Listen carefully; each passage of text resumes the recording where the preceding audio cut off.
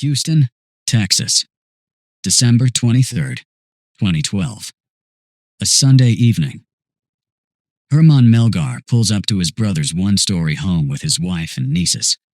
The family has been invited over for what was supposed to be a routine Christmas dinner. But instead of a warm welcome, they're met with something that immediately feels off. His brother Jaime's pickup truck is sitting in the driveway, which means the homeowners should be inside. At the same time, the right garage door is standing wide open for some reason. The house itself is completely dark.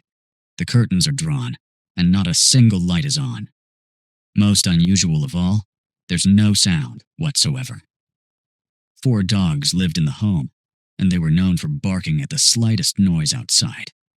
Now, there's nothing. Complete silence. Herman walks in through the open garage. The interior door leading into the house isn't locked.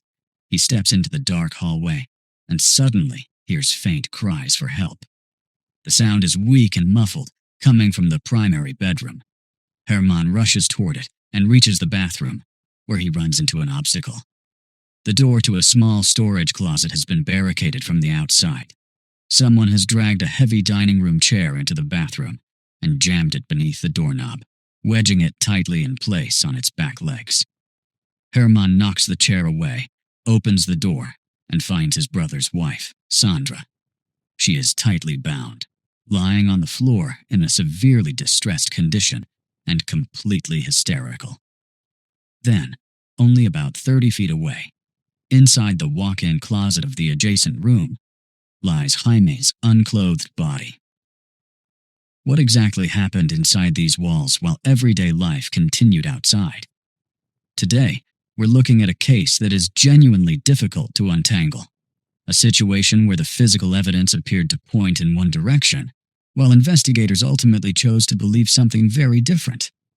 We're putting emotions aside and focusing only on the facts. To understand why the official accusations would later become so controversial, we first need to step back and look at the reality of this couple's life.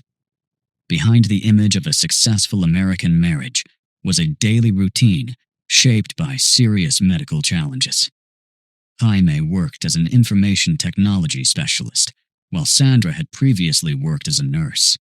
They had been married for 32 years. In fact, they had planned to celebrate that milestone anniversary just before the incident. The actual anniversary had been 10 days earlier, but Sandra had been dealing with health issues at the time, so the celebration was postponed. The couple had one daughter, Elizabeth, who had moved to England with her husband. The Melgars were deeply religious. Both were devoted members of the Jehovah's Witness faith and strictly followed the expectations of their congregation, attending meetings twice every week. Financially, they were doing very well. Jaime earned a steady income through his technology career. The couple also invested wisely in real estate, rented out properties they owned, and helped manage Jaime's mother's home. He was planning to officially retire in just 6 months, in 2013. They had financial security and a clear vision for the future. Their plan was simple: buy a home near the coast and spend their retirement traveling together. But there was one major challenge inside that home, and it revolved around Sandra's health. These weren't the typical age-related issues many people face in their 50s. Sandra had been formally diagnosed with lupus and severe rheumatoid arthritis. As her bone tissue deteriorated, she underwent 2 highly complex surgeries to replace both hip joints with implants. And there was something else that played an even bigger role in her daily life. For years, Sandra had lived with a severe form of epilepsy. She regularly experienced major seizure episodes that could cause a person to collapse without warning and lose all control of their body. The condition shaped nearly every aspect of the family's routine. Because of the constant risk of a sudden seizure, Sandra was legally prohibited from driving. She was forced to leave the nursing profession she loved. Years later, Elizabeth would give testimony that painted a very clear picture of her mother's physical condition. Sandra's hands had become so weak that even holding lightweight household items was often difficult. On her better days, she moved slowly through the house with the help of a cane. On the difficult days, she relied on a wheelchair. Jaime had taken on nearly all of the physical caregiving responsibilities himself. After work, virtually all of his free time was devoted to looking after his wife. As far as anyone knew, the family had very few enemies. There was only one notable exception, a troublesome tenant whom Jaime had recently evicted after a heated dispute over unpaid rent. Looking at these facts, a very obvious question comes to mind. From the very beginning, investigators would focus heavily on Sandra as their primary suspect. But you've just heard about her medical history. How could a physically frail woman with artificial hip joints and hands that struggled to hold a glass of water somehow overpower a healthy adult man on her own? We'll come back to that question. But first, we need to examine what Sandra told detectives during her late-night interview. The conversation took place only a few hours after she herself had been found inside the locked storage closet. December 23rd. The scene is packed with investigators and forensic specialists. You might expect law enforcement to secure the neighborhood, bring in search teams, and look for evidence that someone had entered or left through the backyard during the night. Instead, they make a very different decision. Sergeants Sean Carrizal and James Ducey transport the surviving woman directly to the police station. What follows is a lengthy and intense interview. Think about the circumstances for a moment. She had just lost her husband. She had spent much of the day bound inside a closet. Yet her physical condition appeared to receive very little attention from investigators. Sandra is placed in front of a camera and asked to reconstruct the events of the previous day in detail. Doing her best to stay composed, she answers every question. The day before, she and Jaime had bought strawberries and cream. Around 8 that evening, they had dinner at the Mexican restaurant Los Cucos. On the way home, they stopped at a CVS pharmacy to pick up some soda. They finally arrived back at the house at approximately midnight. According to Sandra, the rest of that night unfolded in a completely ordinary way. Jaime was bringing shopping bags in from the truck, while Sandra went to fill the jacuzzi tub. The two spent about 2 hours relaxing in the bathroom, sipping cocktails, and talking about their daughter's upcoming trip home from overseas. Then the dog started barking in the backyard. The neighbors had complained about the noise before, so Jaime simply wrapped a towel around himself and stepped outside to guide the dogs back into the house through their pet door. Sandra stayed behind in the bathroom. A short time later, she got out of the tub, put on a robe, and walked into her walk-in closet. The jacuzzi motor was still running, filling the house with a loud humming sound. She began applying lotion when, according to her account, everything suddenly went blank. A complete memory gap. Sandra said she regained awareness on the floor of the storage closet. It was pitch black. Her hands were secured behind her back, and her ankles were bound together. Every muscle in her body ached, and her mind felt heavily clouded. The description closely matched the physical condition she had experienced after severe neurological episodes throughout her life. Paramedics later documented that she was completely disoriented regarding time. Sandra genuinely believed it was still around 1 o'clock in the morning. In her mind, roughly 15 hours had simply disappeared. What's remarkable is how investigators reacted to that explanation. They openly dismissed it. Sean Carrizal directly described her story as unbelievable. Detectives refused to accept that she could have lost consciousness at the exact moment someone was carrying out a violent attack on the homeowner. The interview recording shows them repeating the same point over and over. "Help me understand this, Sandra. Your husband was calling out, and you heard nothing?" The pressure continued for hours. Investigators challenged nearly every answer she gave, while paying little attention to her complaints of physical pain.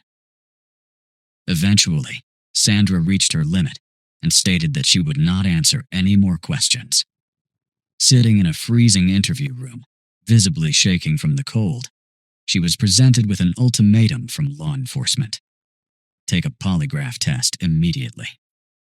By that point, Sandra understood she had already become the primary focus of the investigation. She made a legally sound decision. She declined the polygraph, requested time to recover physically, and asked for an attorney. For investigators, that lawful refusal appeared to become a turning point. From that moment forward, they largely stopped pursuing alternative theories.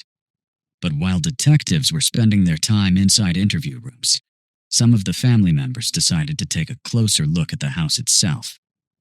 2 days later, on Christmas Day, Elizabeth flew from England to Texas on an emergency trip. When she finally saw her mother in person, she was shocked by what she observed. According to Elizabeth, Sandra's face was covered with bruises. She also discovered a large, fresh hematoma on her mother's head, consistent with a significant impact. Elizabeth believed these injuries had received far less attention than they deserved during the initial investigation. Meanwhile, law enforcement approached her with a formal request. They asked her to inspect the house and create a detailed inventory of any missing property. It was a task she was uniquely qualified to handle. Her father had been extremely meticulous. He kept receipts, records, and documentation for virtually every piece of equipment and electronics inside the home. Elizabeth stepped beyond the crime scene tape and began methodically checking each room, item by item. The list of missing property was very specific. All the cash had been taken from the wallets. A television was missing from the bedroom. Jewelry boxes had been searched, and several pieces of jewelry were gone. While making an inventory inside her father's walk-in closet, Elizabeth noticed something important. On the floor, right near the place where Jaime had been found, there was a small metal safe. For some reason, the keys were lying right there in front of it. She made a mental note of that detail and moved on to the garage. There, expensive work tools were missing, and from the family's medicine cabinet, someone had specifically taken hydrocodone and phenobarbital, both powerful prescription medications. As Elizabeth continued checking the garage, she found a piece of evidence that directly challenged the investigators' theory. Near the open door, there was a partially unzipped backpack. Inside, neatly packed, were an Xbox console and video games. At the very bottom were the missing pieces of jewelry. Next to it were 2 more bags, packed tight with the homeowner's belongings. The picture was pretty clear. Whoever came into that house that night had been gathering valuables, but something must have interrupted them. And how did the crime scene team respond when Elizabeth pointed this out? They claimed the backpack had not been there on the night of the crime. That sounded definitive, right up until Elizabeth looked at the official police photographs. In the pictures taken by the officers themselves, the backpack is clearly visible on the garage floor. Investigators simply did not seem interested in the piece of evidence that complicated their version of events. Elizabeth also gave detectives the information for her ex-husband as a possible suspect. He had a documented history of aggressive behavior, ties to prohibited substances, and most importantly, her parents had previously caught him taking those exact pills from their home. Police appeared to set that information aside. 3 days later, on December 28th, reporters outside the Melgar home called the police station about a suspicious neighbor near the crime scene tape. And here's the part that stands out. This man had been released from jail just 2 days before the crime involving Jaime. His record involved break-ins. His specialty was electronics and jewelry that could be pawned. The police response? Detectives called him twice, went to his door, left a business card in the crack, and then seemed to move on for good. No real interview. But why look for a burglar when the investigation had already made up its mind? The medical examiner's report was built on hard physical findings. Jaime's body showed signs of a brutal face-to-face struggle. Specialists documented more than 50 separate injuries. He had fought desperately for his life, trying to grab the blade away from the attacker. That was shown by multiple deep defensive cuts on his hands and forearms. The person responsible had used not only a sharp object, but also a heavy, blunt object, causing severe injuries to Jaime's skull and facial bones. At the bottom of the still-running jacuzzi, investigators recovered what they believed was the weapon used in the crime, a kitchen knife. The problem was that it had remained submerged in water for more than 15 hours. By the time it was collected, nearly all biological traces had been washed away. Now compare that scene to the forensic examination of the primary suspect. Crime scene specialists analyzed Sandra's clothing, collected scrapings from beneath her fingernails, and conducted a full examination. The result? Nothing. Not a single trace of Jaime's blood was found on her. In forensic science, there's a basic reality investigators deal with all the time. During a prolonged knife attack, the handle often becomes slippery. When that happens, the user's hand can slide forward onto the blade, frequently leaving cuts on the palms and fingers. But Sandra's hands were completely clean. No cuts, no fresh scratches, not even minor injuries. Could she have washed away the evidence? Investigators checked the drains throughout the house. Laboratory testing found no indication of blood residue, organic material, or cleaning agents that would suggest a major cleanup had taken place. Then came the DNA reports, and that's where things became even more complicated. Investigators found foreign DNA inside the home. Not one unidentified profile, but two. One male, one female. The male DNA profile was recovered from dresser drawers, from the backpack left in the garage, and even from the material used to bind Sandra's ankles. The female DNA profile appeared on the jewelry boxes and on jewelry recovered from inside that same backpack. The databases produced no matches. The DNA did not belong to family members. It did not belong to known associates. From a scientific standpoint, the evidence suggested that unknown individuals had been inside the house that night. So what happened to those findings? They were largely set aside. With no direct evidence tying Sandra to the crime, the case stalled. Then, in July of 2014, roughly a year and a half later, a grand jury formally returned an indictment. Sandra didn't learn about it from investigators. She found out through attorney advertisements arriving in her mailbox. After learning she had been charged, she voluntarily went to the police station and surrendered herself to authorities. But even then, the case struggled to move forward. One after another, 3 different prosecutors declined to take the evidence to trial. They understood the weaknesses in the case and the challenges they would face in front of a jury. Everything changed in May of 2017. Nearly 5 years after the incident, a new prosecutor named Colleen Barnett took over the case. She was ambitious, and she faced a major obstacle. How do you explain a suspect who appeared almost completely untouched by physical evidence? Barnett pointed to a photograph of Sandra's hands. She focused on a single fingernail that appeared slightly discolored and argued that it was evidence of bleach exposure from cleaning. There was just one problem. That fingernail had never been subjected to chemical testing. As for the unidentified DNA profiles, the prosecution took a different approach. The genetic experts were never called to testify. As a result, the jury never heard detailed testimony about the foreign DNA recovered from the scene. August 2017. 3 years after Sandra's formal arrest, the case finally reached trial. Prosecutor Colleen Barnett now faced an enormous challenge. She needed to convince jurors that a woman with significant physical limitations had somehow overpowered a healthy adult man. To do that, the state constructed a very unusual theory. Everything started with motive. The prosecution argued that after 32 years of marriage, Sandra had simply grown tired of her husband. Within the Jehovah's Witness faith, divorce is generally permitted only under specific circumstances involving infidelity. Otherwise, members risk severe consequences within the congregation. According to the state's theory, Sandra chose to commit a crime rather than pursue divorce. What makes that argument noteworthy is that during the trial, not a single witness testified to any serious problems within the marriage. No one came forward with evidence of ongoing conflict. No one described a relationship in collapse. Yet that was the motive presented to the jury. Next, Colleen Barnett turned to the mechanics of the crime itself. The question was simple. How does a physically weaker person overpower someone stronger? The prosecution offered a very specific theory.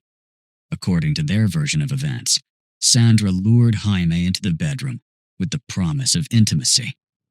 To limit his mobility, she supposedly convinced him to allow his ankles to be tied with a gray telephone cord as part of what prosecutors described as an adult role-playing scenario. Then, according to the state, Sandra positioned herself in a chair directly behind him, pretended to begin giving him a massage, and launched the attack. The prosecution leaned heavily on one particular detail. Many of the wounds on Jaime's body were relatively shallow. Prosecutors argued that this supported their theory because, in their view, it suggested the injuries had been inflicted by a physically weaker person. After carrying out the crime, the state claimed Sandra began staging a burglary. She allegedly opened drawers, scattered jewelry boxes, placed the Xbox inside a backpack, and moved the bag into the garage to make it appear that intruders had entered the home. But there was still one major problem.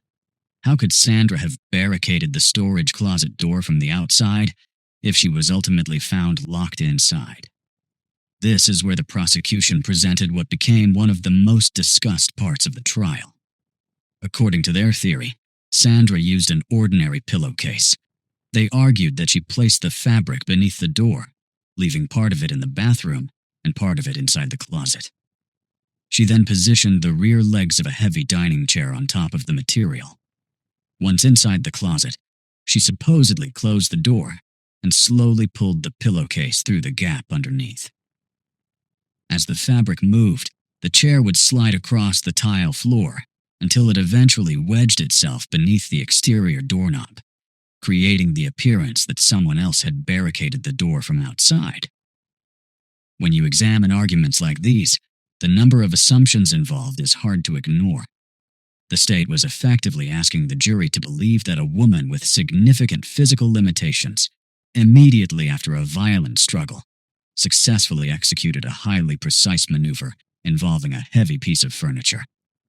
And somehow, according to that theory, she managed to do all of it without leaving a single trace of blood on the fabric or on the chair itself. So how did the jury respond? On August 23rd, 2017, they reached their decision.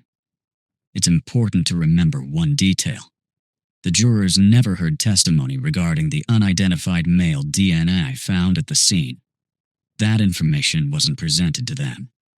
Years later, the jury foreperson openly told reporters that the prosecution's explanation involving the massage setup and the pillowcase simply felt easier to understand than Sandra's claim that she had experienced a sudden memory blackout. The verdict itself was straightforward. Guilty of first-degree murder. Sandra Melgar was sentenced to 27 years in prison. For the justice system, the case appeared closed. Officials publicly celebrated the conviction, believing the investigation had reached its conclusion. What they didn't realize was that inside the sheriff's department, documents already existed that would eventually cast serious doubt on the entire investigation.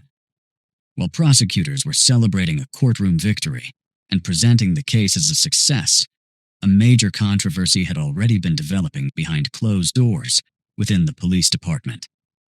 And at the center of that controversy was the very same detective who had sat across from Sandra in that freezing interview room and openly mocked her account of what happened. The lead investigator on this case, Sergeant Sean Carrizal, was pushed out of the sheriff's department in disgrace just 2 years after the crime involving Jaime. By the time the trial began in 2017, he had already been out of law enforcement for quite a while, and the reason for his firing was shocking. It came to light that Carrizal had been systematically falsifying official documents. His supervisors found that he had directly fabricated search warrants during an entirely separate investigation.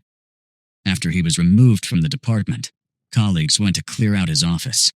When they opened the sergeant's personal lockers, they found key evidence from the Melgar case sitting there among random clutter. Evidence was simply lying on shelves with no proper documentation. No evidence logs. No chain of custody records. Some of the materials Carazal had collected had never even been sent out for basic lab testing. Later, a veteran law enforcement officer, a retired homicide detective with decades of experience in Houston, testified for the defense. After reviewing the case file, he described Carazal's work as a complete procedural failure. The detective said no professional investigator could understand how such a poorly built and unsupported case ever made it to trial. In his view, Carazal had simply built the most convenient version of events in order to close the case quickly, while ignoring anything that got in the way. But the level of negligence becomes even harder to believe when you remember the safe Elizabeth noticed in her father's walk-in closet. Sometime after the incident, Elizabeth was back inside the house going through her father's belongings. She walked up to the small metal safe, the one with the keys still lying on the floor nearby. Then she leaned in closer and froze. Right on the metal handle, she could clearly see thick smears of dried blood. And on top of those marks, there was a distinct fingerprint. Elizabeth immediately called the police station and reported the critical discovery. Their response stunned her. Officers casually told her they already knew about it, that they supposedly had photographs of the print, and that the family could go ahead and clean it with bleach because investigators had already collected what they needed. That was completely false. As it later turned out, investigators had never processed that handle for fingerprints. They had never sent the bloody smear for DNA testing. Sergeant Carazal had simply left that evidence to sit there and deteriorate. So why did the system seem so determined to avoid finding the person actually responsible? The answer sits at the very end of this story, when we can finally reconstruct what most likely happened that night. And that reconstruction does not leave much standing from the police version. So let's sum it up. The physical evidence does not support the prosecution's theory. Independent bloodstain analyst Celestina Rossi showed that there was no massage scenario. Jaime fought back inside the walk-in closet. The cuts on his palms were defensive wounds from the attacker's blade. The timeline of the break-in is pretty clear. The dog started barking because strangers were on the property. Jaime encountered them in the dark, and a struggle began. While one intruder was carrying out the attack on the homeowner, the second one struck Sandra, tied her up, and locked her inside the storage closet. And recently, this version received scientific support. The Innocence Project of Texas pushed for testing on the bloody smear from the safe handle, the same piece of evidence the investigator had refused to properly examine for years. The DNA profile recovered from that sample was male, foreign, and did not belong to the family. It was the same profile found on items in the garage and on the material used to bind Sandra. Today, in 2026, Sandra is still serving her sentence. Her appeals have been denied, and the system continues to refuse to admit it may have made a mistake. She is behind bars for a crime that, physically, she could not have committed because of her damaged joints and serious medical condition. The real offenders remain free, and this case stands as an example of how law enforcement ambition can destroy lives. We've gone through the facts. The conclusion is yours.